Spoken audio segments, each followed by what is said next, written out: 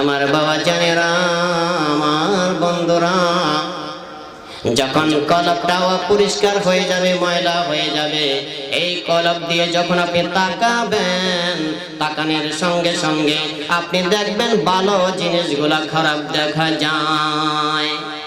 ওই কারণেই আপনি যখন জিকির করবেন, জিকির করার কারণে একবার জিকির করবেন ময়লা দূর হয়ে যাবে, আবার জিকির করবেন আর একটু দূর হবে, আবার জিকির করবেন আর একটু দূর হবে।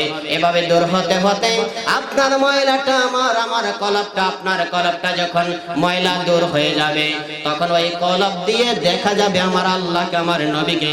জোরে জোরে বলেন সুবহানাল্লাহ। ও আমার ভাইরা, এই মাহফিল একমাত্র মানুষ গড়ার মাহফিল, মানুষকে জান্নাতের নেওয়ার পথের একটা মাহফিল, মানুষদেরকে আল্লাহওয়ালা করার মাহফিল।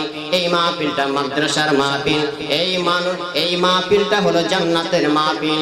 এই মাঠের নাম যদিও বড় স্কুলের মাঠ হয়ে থাকে, শহীদপুরের মাঠ হয়ে থাকে, কিন্তু আল্লাহর হাবিব ঘোষণা করেন আজকের দিন, গতকালকে গেল এবং আজকের দিন, এই 2 দিন এই মাঠের নাম হলো বেহেশতের বাগান। ঠিক না ব্যাঠিক? আরো জোরে বলেন ঠিক না ব্যাঠিক? ঘোষণা দিয়েছেন আমার দয়াল নবী, মায়ার নবী, রাহমাতুল লিল আলামিন। জোরে কোন আলহামদুলিল্লাহ।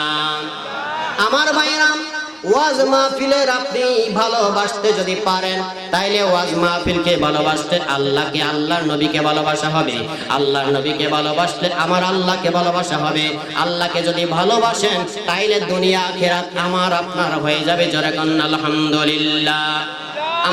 আমরা আল্লাহকে ভালোবাসতে চাই কি চাই না? নবীকে ভালোবাসতে চাই কি চাই না? মাদ্রাসাকে ভালোবাসতে চাই কি চাই না? পীর মাশায়েখদেরকে ভালোবাসতে চাই কি চাই না?